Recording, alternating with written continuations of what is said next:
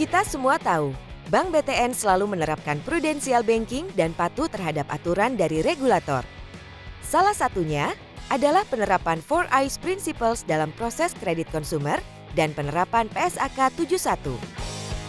Untuk mengoptimalkan proses tersebut, BTN telah melakukan perbaikan bisnis proses atau Business Process Improvement atau BPI dengan indikator keberhasilan percepatan proses SLA dan TAT serta naiknya produktivitas dan kualitas kredit yang pada akhirnya akan mendorong pertumbuhan kredit berkualitas dan terpenuhinya dokumen legalitas kredit.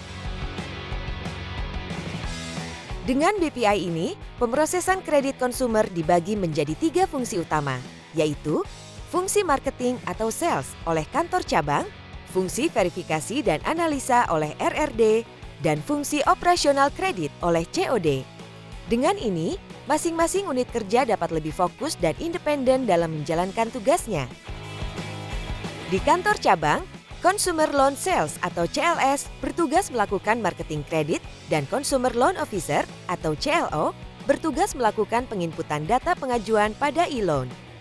Hal yang perlu diperhatikan kedua petugas adalah memastikan nomor telepon pemohon, tempat kerja, dan kontak darurat dapat dihubungi, serta menginformasikan best time to call.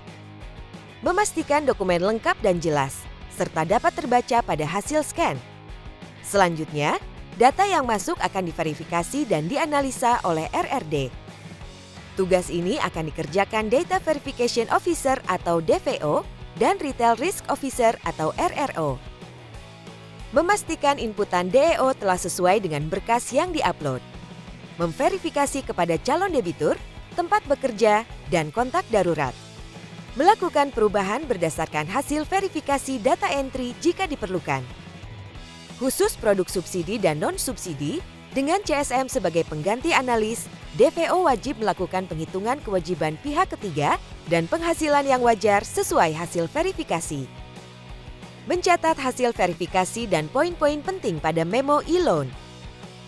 Setelah diverifikasi, data akan dianalisis oleh RRO dengan memperhatikan hal-hal berikut.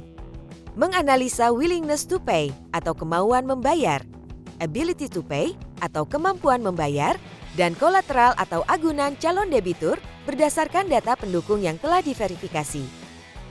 Hasil analisa dan rekomendasi dituangkan dalam paket analisa kredit pada memo e-loan.